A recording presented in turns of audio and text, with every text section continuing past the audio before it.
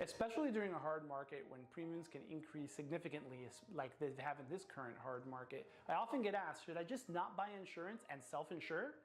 Now, self-insurance is different than not buying insurance. They're not the same thing. Not buying insurance is you're basically taking on that risk, 100% hit to your cash flow yourself.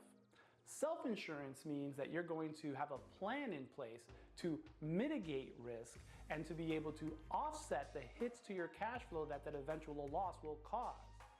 Now, if you're not doing that second thing, which sounds convoluted and complex, then no, you should not self-insure. Self-insurance means you have a plan in place. A lot of times they'll say something like, well, if I have $1 million building and it's going to cost me $100,000 to insure it, I could just take that $100,000 and put it in the bank. Yes, you can absolutely do that. But it takes $100,000 in order to make $1 million.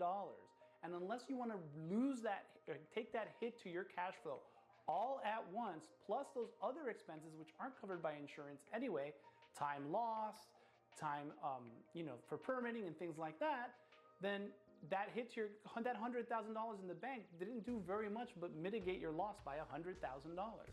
You have to be prepared to suffer that hit, and then you can say, well, I'm ready to do that self-insurance.